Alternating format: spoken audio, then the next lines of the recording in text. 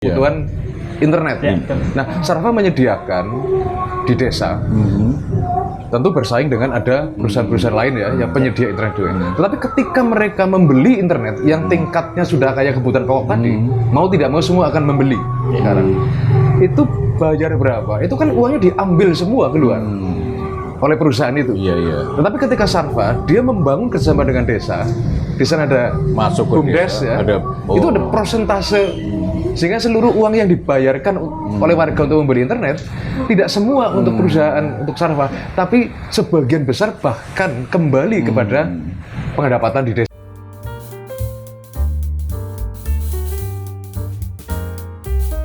Halo sedulur, kita ketemu lagi di Endong-Endongan bersama saya dan Mas Agus Sukoco.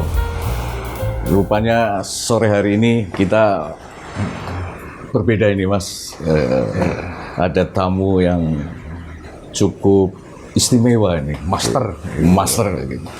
Meskipun barangkali belum banyak dikenal publik ini, tapi layak kita publish gitu kan, biar banyak dikenal dan menginspirasi terutama generasi muda. Karena satu hal yang dilakukan atau yang ikhtiari ini oleh Mas Saiful Anwar ya. Terima kasih Mas Saiful bisa ngendong ini. Pak Sukoco atas undangannya. Sehat-sehat ya Mas Saiful. Alhamdulillah sehat Pak, sehat dan merokok juga enak. Aduh, luar biasa ini Mas Saiful. Jadi ternyata Mas Agus, Mas Saiful tetangga ini nggak jauh juga dari Satu komplek lah dengan saya. Tapi luar biasa ini, secara hidden dan silent, diam-diam sudah lagi membangun bisnis yang luar biasa ini. Alhamdulillah. Kalau boleh saya katakan di era revolusi industri ya, yang keniscayaan ini juga masuk ke negara kita maupun ke daerah kita Banyumas ini. Apa tadi saya katakan, justru ini respon atas perkembangan teknologi. Mas Saiful membangun bisnis startup jasa layanan jasa internet ya, Mas. Ini kan luar biasa sekali, berkompetisi dengan yang sudah nasional lebih dulu itu kan, ada yang ABCD lah. Layanan jasa itu apa, provider ya Mas, provider ini. Nah, yang menarik ini Mas, sejauh yang saya kenal Mas Saiful ini kayaknya nggak pernah sekolah di teknologi bersentuhan dengan komputer, apalagi teknologi informasi ini. Yang belakangan ini menjadi kita semuanya tergantung atas teknologi ini. Setahu saya nih, mau dikonfirmasi nih Mas Saiful, panjenengan kan bukan cuma ya, sekolahnya di madrasah ya, aliyah ya, setingkat SLTA ya. Setingkat SLTA saja, tapi nggak kalah dengan seorang PhD ini, master di teknologi gitu kan. Sore hari ini kita pengen banyak ngobrol soal ini Mas Saiful. Mudah-mudahan panjangan berkenan untuk berbagi atau menularkan pengalamannya, ilmunya gitu. Sinaune kepriwe ujuk-ujuk bisa menguasai hal seperti ini nih. Kan luar biasa. Ilham atau wahyu atau apa menyebutnya. Terus bisa membangun perusahaan provider ini modalnya apa Mas? Modal nekat atau memang punya modal kapital, kekayaan, atau memang apa ini Mas ya? Terima kasih Mbak Yuda. Ini pertanyaan cukup ini ya, cukup sulit untuk dijawab gitu ya. Yang pertama karena tadi dasarnya secara struktur kan saya bukan orang akademi Pak. Iya itu justru yang menarik untuk menjawabnya kan gitu.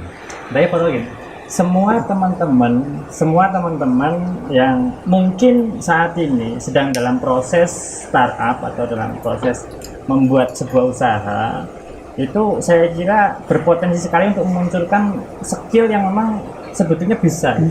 Karena kalau kita bicara dasarnya dari mana, sekolahnya di mana, itu kadang yang sekolah SE sarjana ekonomi kadang mungkin kan bekerjanya bukan di sarjana ekonomi. Iya. Itu aja bisa kita pangkas nih, lulusan SMA sebetulnya Pak. Ada SAG kerja di bank juga Ya kan bukan SAG gitu jadi loh. pawang hujan Ya ya. kan bukan SAG gitu loh kan gitu. Nah ini kan sebetulnya sama Iya, Pak, iya, jadi iya. bukan Siap, sebuah kehebatan menurut Iya. saya. Dan ini sebetulnya anugerah bagi teman-teman yang ya mungkin kalau kita bisa bicara di Indonesia ya, Iya. itu anugerah karena kita punya skill itu gitu loh. Kita semua sudah punya skill itu. Cuman bedanya satu, asumsi kita kalau mau sukses harus sekolah sesuai dengan urutan. Ya itu kan Asumsinya, yang bisa kan gitu. dipahami secara rasional saat ini kan itu Nah, memang. itu penting, betul, itu Betul, penting sekali. Tapi kadang kita menemukan sesuatu momentum yang memang di luar dari itu Wah, kalau itu menurut saya. 1001 Ya, itu. itu menurut saya. Tidak dimiliki oleh sebanyak orang itu Mas Saiful. Nah, Ini mungkin saya istimewa ini. dapat momentum itu Oh. sehingga pada saat momentum kalau bicara istilahnya di dalam sebuah istilah kuno ya, victory meet preparation atau ya kemenangan pasti akan bertemu dengan persiapan. Persiapan. Nah, kadang kita nunggu momentum dulu baru persiapan. Nah, bagi pemahaman saya adalah saya selalu persiapan sambil menunggu momentum. Dan itu saya gunakan tiap hari. Jadi saya selalu bersiap untuk A, bersiap untuk menyambut B, menyambut segala kesempatan. Berarti setiap hari selalu akan menjemput victory tadi ya, sebuah kemenangan. Saya mempersiapkan. Selalu prepare. Selalu gitu. prepare untuk bersiap diri. Kalau saya bertemu dengan seorang, contoh kalau kita bicara sebuah perusahaan investor, Iya. oke, saya sudah siap karena saya dilatih tiap hari oleh saya sendiri. Iya. Pada saat bertemu dengan mitra bisnis, kita bicara apa, ya langsung aja karena kita sudah siap. Jadi bukan kita ketemu momentum dulu baru kita persiapan, tapi kita juga mempersiapkan tiap hari. Gitu aja sih Pak. Oh, itu prepare pribadinya Mas Saiful ya. Betul, kayak Nah, gitu. sekarang yang tadi saya tanyakan adalah kok bisa sampai menguasai? Ya, orang awam asal punya modal sih bisa bikin startup bisnis apapun. Ya, betul, Wong duwe modal, wong punya duit gitu kan. Tapi kan kalau semata-mata hanya nekat kayak gitu tidak menguasai produknya, ilmunya, pengetahuannya, ya konyol juga sih. Jadi mungkin ini hal yang mungkin kalau bagi kita mungkin kadang kalau kita bicara mungkin tabu Pak. Tapi sebetulnya kalau menurut saya pekerjaan itu mirip seperti hobi. Jadi kalau hobi kan kita tiba-tiba pinter mancing nih Pak. Iya. Contohnya kan gitu, pinter Iya. mancing.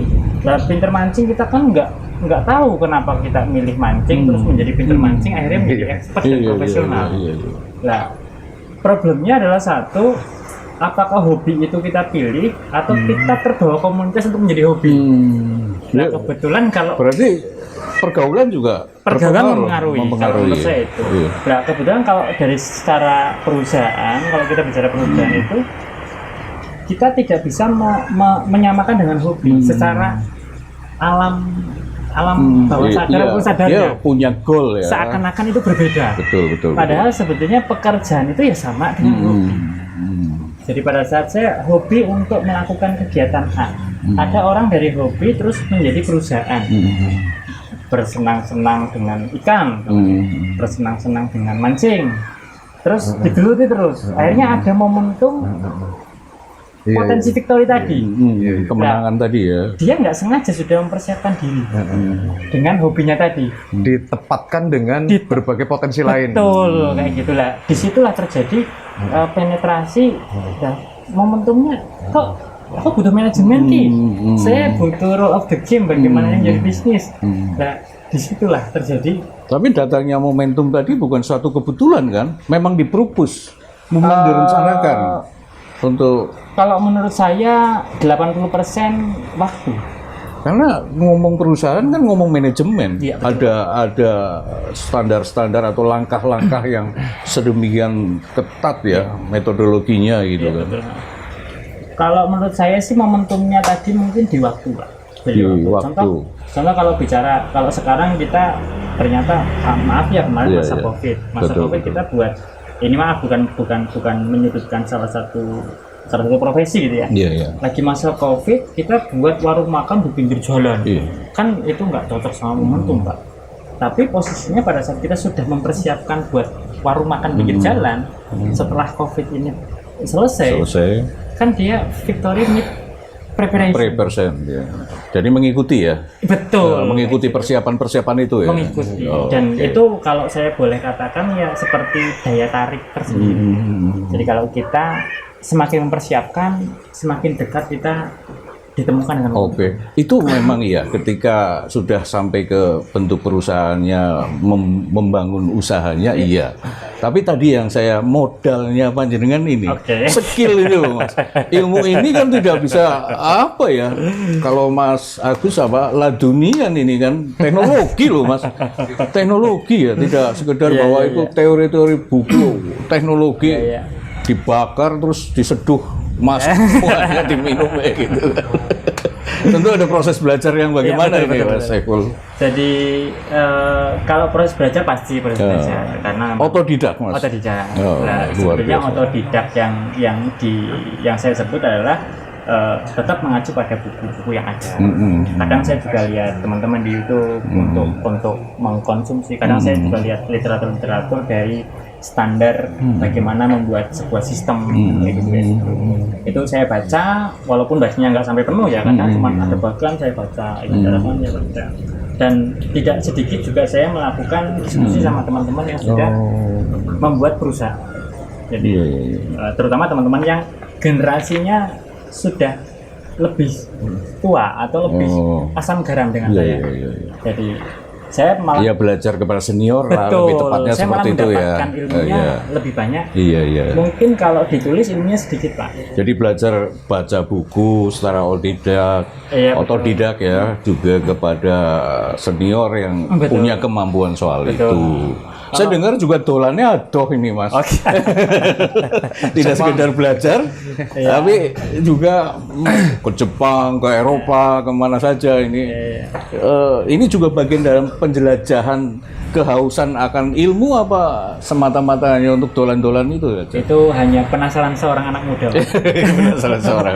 Jadi bagaimana Aduh. kita setiap anak muda punya kepenginan lah. Kalau mungkin majang cover di tembok kamar dia, covernya mobil Lamborghini gitu. Iya. Ya suatu saat mungkin akan tercapai dia punya Iya, iya. Kemudian saya bukan majang tapi memang aku pengen keluar dari Jawa atau Indonesia. Itu kemana aja lah, yang penting Keluar dari tempurung lah. iya, coba melihat ya gitu. Nah, mungkin yang lebih dalam harus kita pertanyakan Pak Dude adalah tadi atas anugerah ilmu, skill yang dititipkan Tuhan kepada Mas Saiful ini, kemudian diaplikasikan menjadi sebuah produk perusahaan yang bergerak di bidang internet, Penyedia jasa penyedia internet, ya. Ya. Nah, saya tertarik dengan yang pernah disampaikan Mas Saiful, mendesakan teknologi. Ini konsep apa ini? Ini mungkin lebih ke sedikit egois sedikit ya Pak ya. Iya. Jadi egoisnya gini. Kemudian saya umur sekarang saya sekitar 30 sekian. Mau mencapai 40 lah. Nah, di umur 30 sekian mau mencapai 40 itu menurut kamus yang saya pahami 40 itu masa tertentu untuk kita life begin 40. Iya, istilahnya reborn lah atau mau menjadi sesuatu lagi. Iya. Kekhawatiran ini terkumpul menjadi satu, terus akhirnya kita kalau mau membuat perusahaan kita harus di daerah atau harus di Jakarta. Itu salah satu pemikiran, atau di kota besar. Nah, setelah kita coba analisa, kita coba diskusi, di daerah bisa kok. Oke, di daerah, tapi bagaimana konsep yang ada di secara global itu kita bisa terapkan di sebuah daerah. Nah, contoh dari segi manajemen, dari segi bagaimana membuat usaha itu, bagaimana kita berkomunikasi dengan mitra bisnis, itu kita coba terapkan dengan standar global. Atau mungkin berangkat dari panjenengan melihat kompetitor dari sekian penyedia jasa internet ini, kemudian panjenengan mengambil segmen ya. Oh, ini ruang yang masih kosong perlu digarap itu. Desa tadi kan. Maka tadi apa Mas yang panjenengan mendesakan. Nah, ini kan tagline yang luar biasa. Itu salah satu, Pak. Salah satu. Tapi lebih utamanya kalau boleh saya menyebut adalah awalnya tadi lebih ke keresahan. Oh, keresahan kita pada bareng-bareng berapa orang gitu ya dalam Sarva itu, berapa orang ada keresahan bagaimana sih ekonomi masa akan datang. Bagaimana kita ngurus ekonomi keluarga yang akan datang setelah kita umurnya semakin lebih ke personal ini berarti personal, tapi diwujudkan. Kita coba wujudkan, tapi toolnya terbatas, Pak. Gitu. Terbatasnya kita punya mampu apa sih? Kita knowledge-nya seberapa? Nah, coba kita gali tadi akhirnya menemukan teknologi, mendesakan teknologi. Karena apa? Kita nggak pengen keluar, tapi pengen di desa kita sendiri. Mungkin gini, yang disebut desa ini bukan hanya dalam perspektif teritorial ya, tetapi nilai desa, ada substansi di sana. Di mana yang saya pernah ngobrol dengan Mas Saiful ini, orang tinggal di desa, bisa kerja di mana, ada yang petani, ada yang dapat gajian dari luar, kumpul di desa, tinggal di sana, tapi mereka membelanjakan seluruh penghasilannya keluar desa. Jadi desa seolah hanya tempat tidur, tidak ada berapa persen uang warga desa itu yang berputar di desa. Nah, konsep Mas Saiful tadi dengan mengembalikan bagaimana bercita-cita agar putarannya itu desa tidak hanya tempat tidur bagi orang warganya, karena seluruh uang kan dibelanjakan ke luar desa semua. Nah, Sarva mencoba memantik dan menciptakan satu sistem ada perputaran ekonomi di desa di sana. Maka apa namanya, ruh dari perikatan dari bisnisnya Mas Saiful ini adalah gotong royong, ada nilai gotong royong di sana. Tadi apa namanya Mas? Bisnisnya panjenengan startup ini?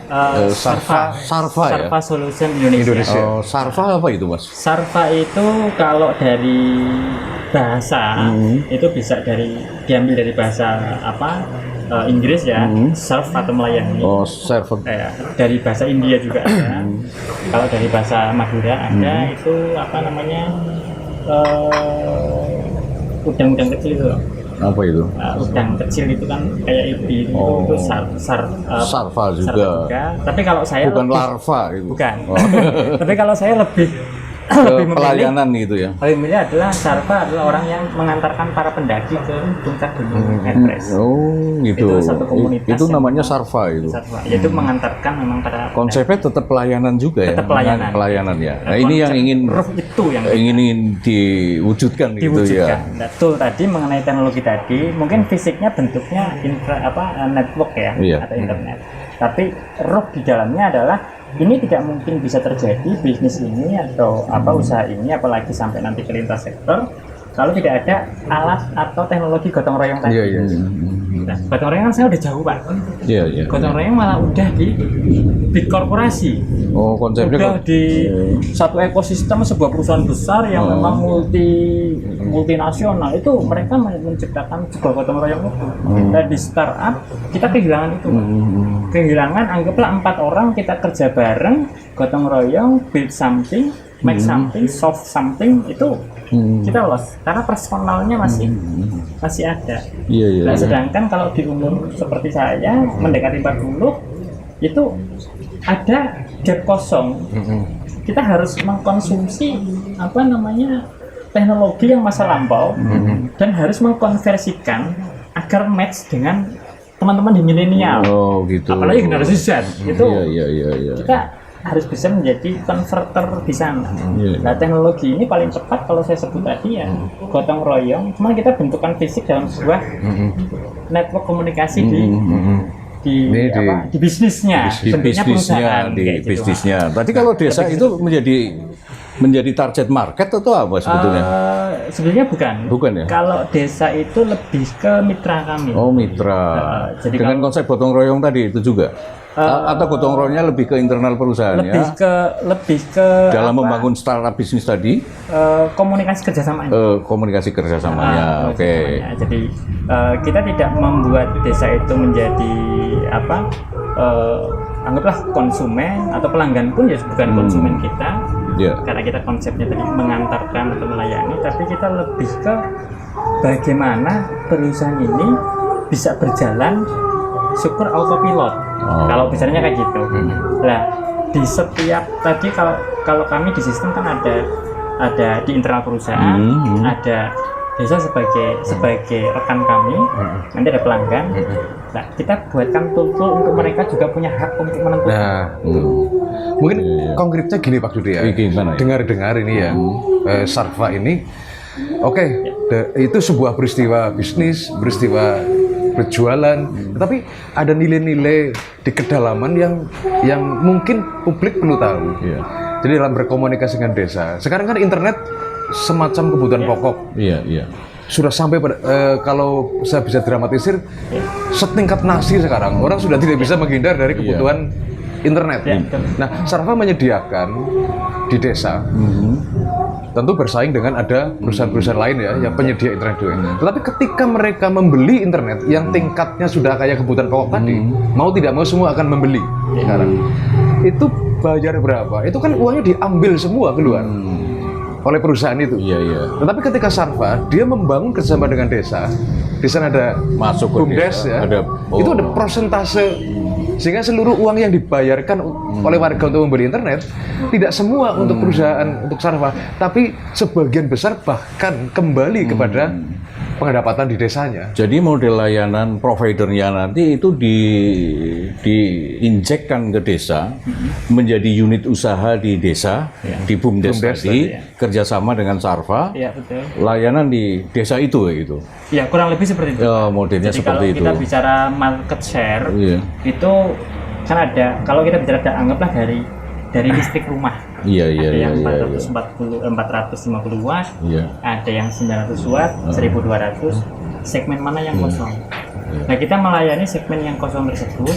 Tentunya segmen kosong tersebut sayang dong kalau kita langsung ambil itu uang. Kita returnkan kembali untuk diputar masuk ya. Jadi menghidupi malah BUMDes atau unit usaha itu di BUMDes itu teknisnya gitu kan. Tapi ini kebermanfaatan ini kan yang justru sangat penting, Mas. Belakangan kan BUMDes juga bingung, gagap-gagap mau usaha apa, mau menjalankan usaha apa. Ada tawaran seperti ini kan sangat luar biasa. Bahkan internet tadi dikatakan oleh Mas Agus adalah kebutuhan pokok kayak gitu, melebihi nasi makalah. Kami dari Sarva bertugas adalah untuk mensederhanakan semua sistem model bisnis untuk bisa dikonsumsi. Dijalankan itu. Dilihat dari segi manajemen bisnis. Siap. Bukan dari segi manajemen teknis. Jadi kita sajikan, kita konversi tadi dari technical yang begitu rumit menjadi ke standar kayak bisnis jualan gorengan. Sudah jalan, Mas? Sudah jalan ini? Sudah jalan. Ke desa-desa di beberapa wilayah? Ada di beberapa wilayah kayak gitu. Banyumas ya? Banyumas. Di teman-teman ya. Sudah masuk Purbalingga juga? Sudah masuk Purbalingga. Di kabupaten yang lain juga ada, sudah? Itu gitu lebih ke prototipe atau prototipe sampel yang sudah kita jalankan. Dan itu it's work. Nanti teman-teman yang pengen coba ikut atau ikut minimal pengen tanya juga enggak apa-apa kayak gitu. Silakan mengakses ke Sarva. Kayak gitu. Bagaimana dan apa sih kayak gitu, itu bisa. Nah, konsep dasarnya tadi kalau mendasarkan teknologi tadi, bagaimana kerumitan di teknik ini kita konversikan, disederhanakan itu ya, menjadi unit usaha yang simple. Wah, luar biasa ini Mas Saiful. Lebih seperti itu. Satu peluang bisnis ini, bahkan buat desa-desa. Ini kalau desa sampai tidak menangkap peluang yang dahsyat seperti ini itu kan.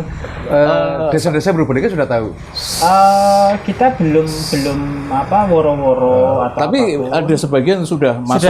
Sudah belum woro-woro ataupun, karena kita lebih sifatnya seperti bisnis konsultan lah gitu. Iya, artinya ini peluang usaha yang luar biasa, Mas. Ini benar. Dan satu, mempeluangi desa untuk tadi BUMDes ya, bikin unit usaha. Di tengah ketergagapannya mau usaha apa, di sini ada internet yang sudah merupakan kebutuhan pokok. Dan Sarva berbagi loh, berbagi keuntungan. Artinya apakah tidak rugi dengan harga kalau tadi bicara untung rugi di konsep bisnis ada namanya nominator dan denominator. Mungkin kalau kita bisa lihat teman-teman di Grab, maaf saya sebut merek ya, di Gojek, mereka kan ada nominator dan denominator. Nah, nominator dan denominator ini kita aplikasikan, sehingga pada saat ada demand supply itu ada di situ. Pokoknya gampangannya ini kan, kalau ini adalah bisnis yang sangat potensial, ya kan, peluang yang sangat luar biasa bagi desa untuk bisa bekerja sama, membangun usaha di desanya. Insya Allah.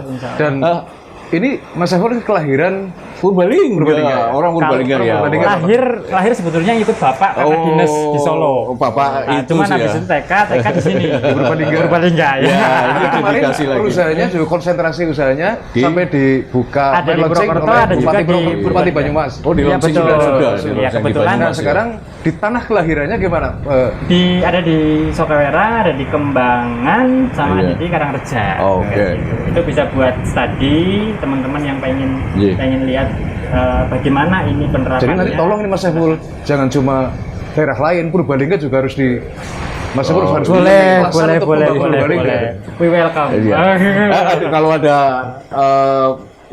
warga Purbalingga atau generasi muda yang juga ingin banyak belajar, bisa ya Mas ya? Bisa Pak, bisa. Kontak personnya nanti kita deskripsikan di channel kita ini. Bisa. Ada apa sebenarnya Mas Saiful? Kenapa di Purwokerto dulu tidak di Purbalingga dulu? Paling gampang. Pertimbangan strategis barangkali. Paling gampang gini. Ini mungkin saya sedikit buka ya. Kalau kita pengen melihat satu kota Purbalingga, kita hidup di mana? Kita hidupnya kan di pada Marangetan di Citah kayak gitu. Kalau kita pengen melihat Banyumas, ya kita di Purwokerto. Oh begitu. Kalau kita pengen melihat satu Jawa Tengah, ya kita di Semarang lah. Itu lebih ke milih itu aja sih. Mungkin ada pertimbangan strategis. Bukan karena Purwokertonya.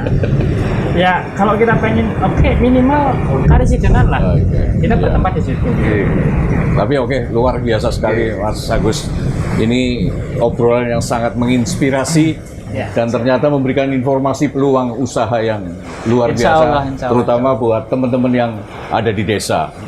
Bapak Kepala Desa bisa mengakses Mas Saiful untuk membangun unit usaha BUMDes-nya itu. Manfaatkanlah. Dengan demikian, terima kasih sekali lagi untuk Mas. Terima kasih Pak Agus Sukoso. Sedulur, nanti kita ketemu lagi di endong-endongan mendatang. Terima kasih.